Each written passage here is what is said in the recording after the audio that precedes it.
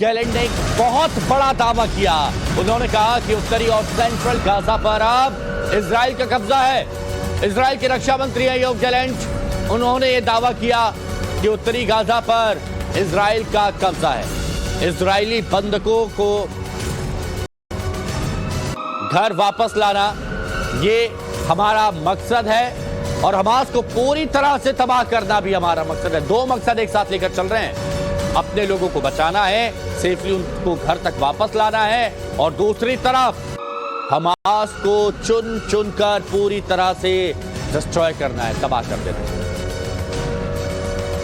צפון הרצועה, החמאס איבד שליטה, ולמעשה אנחנו שולטים בכל התווך העילי והמרכזי של רצועת עזה בצפון הרצועה ובמיוחד בעיר עזה.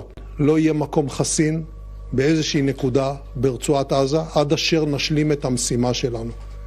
נחזיר את החטופים אל ביתם ונגרום לפירוקו של חמאס, גם היכולות הצבאיות וגם היכולות השלטוניות.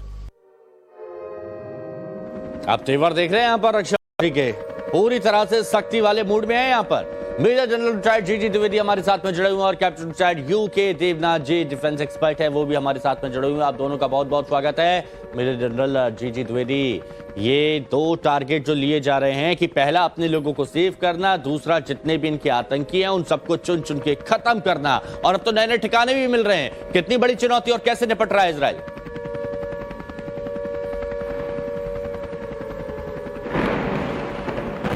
लगता है द्विवेदी साहब तक आवाज नहीं पहुंच रही। सर मैं दोबारा आऊंगा आपके पास, दोबारा आपकी ऑडियो को देखूंगा, शायद म्यूट है। तब तक मैं यूके देवनाथ जी से पूछता हूं यही सवाल।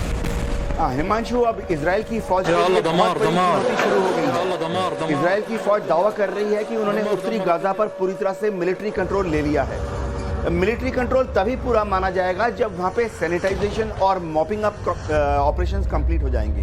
मैं दर्शकों को बता जाता हूं कि जब भी आप किसी शहर को जीत लेते हैं तो सैनिटाइजेशन का मतलब ये होता है कि आप वहां से जितने आईईडी हैं या माइंस हैं या बूबी ट्रैप्स हैं उनको आप क्लियर कर देते हैं, ताकि जब आप या आपके जो मित्र हैं वो वहां पे ट्रैवल कर रहे हैं तो कोई किसी को नुकसान ना हो। लेकिन उससे भी बड़ी जरूरत होती है मॉपिंग अप की। जब आप किसी शहर पर, गलियों पर और दुश्मन के घरों पर कब्जा कर लेते हैं तो हो सकता है कि इक्का दुक्का हमास का टेररिस्ट इधर उधर कहीं पे छुपा हो और वहां से छुपकर कल परसों कहीं से वॉर कर दे, तो इनको ढूंढ ढूंढ कर अरेस्ट करना पड़ता है या मार दिया जाना पड़ता है। तो मॉपिंग अप ऑपरेशन भी बहुत जरूरत है। उसके बाद अब चालू होगी कि जो बंधक हैं 239 बंधक, इनको कहां रखा गया है, वो बहुत बड़ी चुनौती है, क्योंकि ये जाहिर है कोई भी आतंकवादी संगठन इन 239 बंधकों को एक जगह पे नहीं रखेगा। उनको 3, 4, 10, 20 जगह पर छोटे छोटे ग्रुपों में 8, 8, 10, 10, 12, 12 के ग्रुप में, हो सकता है कि तहखानों में, सुरंगों में और दूर दराज के आइसोलेटेड बिल्डिंग्स में रखा होगा। आईडीएफ की असली चुनौती अब शुरू हो रही है। बंधकों को ढूंढना बहुत बड़ा खतरा है। हाँ, मतलब दूर से बैठे आप दुश्मनों को मार सकते हैं, लेकिन जब एक बार उस जगह पर पहुंच जाएं, उस सतह पर पहुंच जाएं, वहां पर आतंकियों को ढूंढना जो पहले से ही छुपे बैठे, ये बहुत बड़ी चुनौती है।